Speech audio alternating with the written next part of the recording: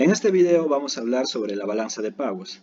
La balanza de pagos es el registro contable de las transacciones económicas de un país con el resto del mundo. Estas transacciones económicas están medidas en dólares. Bien, todas las operaciones permiten entrada y salida de dólares. Esto lo vemos a través de nuestras exportaciones e importaciones, ¿no? Cuando nosotros exportamos, generamos entrada de dólares a nuestro país y cuando importamos, generamos salida de dólares de nuestro país. El saldo lo hallamos mediante la diferencia entre las exportaciones e importaciones, o sea, restamos el valor de nuestras exportaciones menos el valor de nuestras importaciones. Ahora, si obtenemos un saldo positivo, nos indica que tenemos un superávit, y si obtenemos un saldo negativo, nos indica que tenemos un déficit. Bien, vamos a ver la estructura de la balanza de pagos. Acá vemos una estructura básica o modelo que es del FMI, pero en sí cada país puede modificar esta estructura, ¿no? Pero siempre guiándose de acá, ¿sí? Entonces no puede ser muy distinta, solo cambian el nombre o alguna forma de organizar o agrupar ciertas balanzas, pero en sí esto es la guía, digamos. Ya.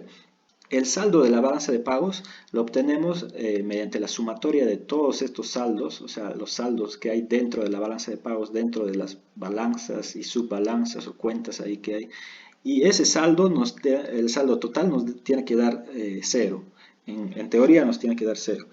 Ahora, para que el saldo de la balanza de pagos nos dé cero, un déficit en una subbalanza debe ser compensado por un superávit en otra subbalanza. Bien, entonces vamos a ir explicando uno por uno cada subbalanza. Listo, comenzamos por la balanza por cuenta corriente. Esta es la balanza más importante dentro de la balanza de pagos. Dentro de la balanza por cuenta corriente tenemos la balanza comercial. La balanza comercial, o también conocida como balanza de mercancías, registra todas las transacciones de bienes, o sea, de productos tangibles, como pueden ser celulares, ropa, calzado, alimentos, etc. Después tenemos a la balanza de servicios. En la balanza de servicios se registra todos los productos intangibles, como por ejemplo viajes, consultoría, turismo, etc. Luego tenemos a la cuenta de renta, o también conocida como balanza de renta de factores. Acá se considera todo lo que son la renta del trabajo y renta de inversiones en el extranjero, o sea, tanto de residentes extranjeros en el Perú como residentes peruanos en el extranjero. Bien, entonces acá se registra todo lo que ellos generan, ¿no? Sus intereses y dividendos, etc. Ahora seguimos con la transferencia corriente o transferencias corrientes. Acá dentro está todo lo que son donaciones. Nuestro país realiza donaciones a otros países y también nuestro país recibe donaciones de otros países. Por ejemplo, cuando hay un terremoto en nuestro país, recibimos donaciones del extranjero. Ahora pasemos a la segunda balanza, que es la balanza de capital. La balanza de capital registra las transferencias de capital, o sea, bienes de capital como son los inmuebles, los vehículos, las maquinarias, etc. Y también los activos inmateriales no producidos, como son los patentes, los derechos de autor, marcas registradas, etc. Bien, pasemos a la tercera balanza, que es la balanza financiera.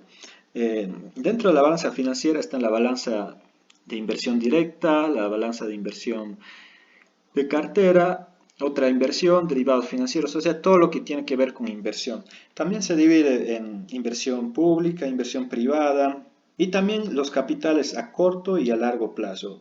Capitales a corto plazo cuando no están más de un año, que también se les conoce como capitales golondrinos, y los de largo plazo cuando se quedan más de un año. Bien, ahora veamos la cuarta balanza, que es movimiento neta de reservas, o también se le conoce como flujo de reservas netas. Acá tiene que ver con el Banco Central de Reserva, o sea, contempla todas las variaciones del saldo de nuestras reservas internacionales netas. Nuestro país tiene sus reservas en el Banco Central de Reserva y en otros bancos de otros países. Estos activos de reservas están en divisas, esas divisas después son convertidas a dólares para contemplarlas en esta cuenta, y también tenemos reservas en metales preciosos como oro, plata, etc. Por último tenemos la cuenta de errores y omisiones, acá eso. Esta balanza contempla todo lo que no contemplaron las demás balanzas. Esta cuenta sirve para equilibrar el saldo total de la balanza de pagos, ya que los saldos, si sumamos los saldos de las anteriores balanzas, es imposible que nos dé cero porque hay bienes, porque hay transacciones que no se registran como transacciones que son de contrabando. Entonces, para eso es esta cuenta de errores y omisiones. Ahora, esta cuenta lo que hace es compensa el déficit o el superávit de la sumatoria de las cuatro balanzas anteriores. Si la sumatoria de las cuatro balanzas anteriores nos da un saldo positivo, o sea, un superávit, esta cuenta de errores y omisiones lo contempla con un déficit y viceversa, ¿no? Ahora, si el saldo de esta cuenta de errores y omisiones es mayor a cero, nos indica que hay contrabando hacia afuera, o sea, salida de bienes del país no declarados. Ahora, si el saldo de la cuenta de errores y omisiones es negativo, es menor a cero, nos indica que hay contrabando hacia adentro, o sea que hay fuga de capitales. Por último, acá vemos la balanza de pagos del Perú y vemos que es un poquito diferente a la estructura presentada anteriormente, pero en sí no varía mucho.